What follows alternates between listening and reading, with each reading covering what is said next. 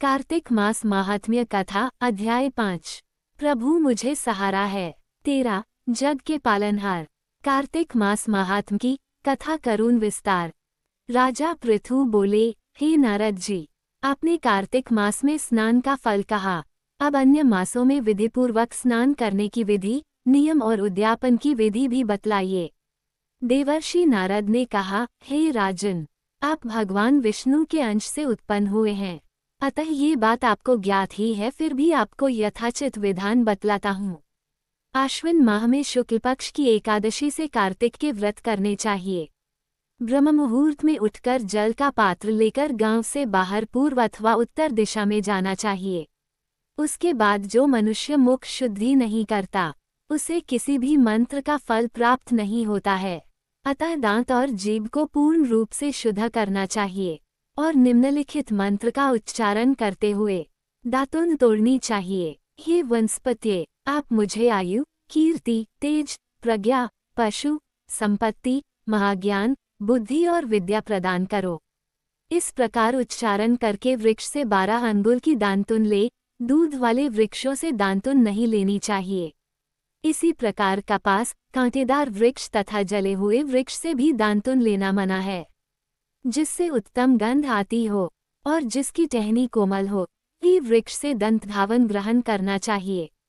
प्रतिपदा, अमावस्या, नवमी, छठी, रविवार को चंद्र तथा सूर्य ग्रहण में दांतुन नहीं करनी चाहिए।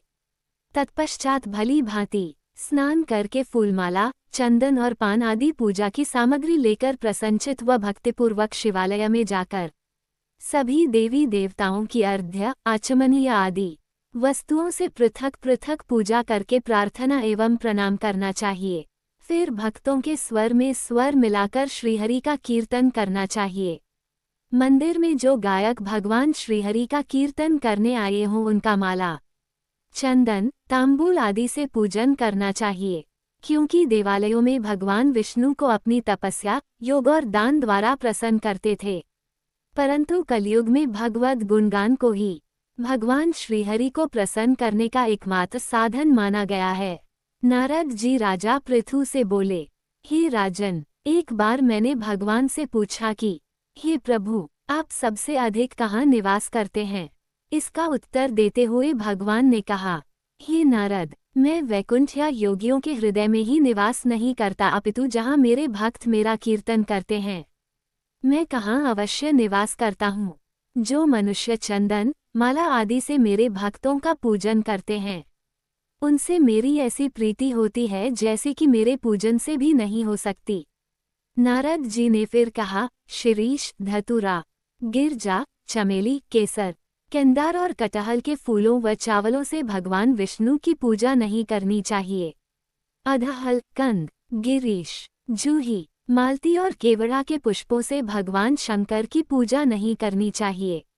जिन देवताओं की पूजा में जो फूल निर्दिष्ट हैं, उन्हीं से उनका पूजन करना चाहिए।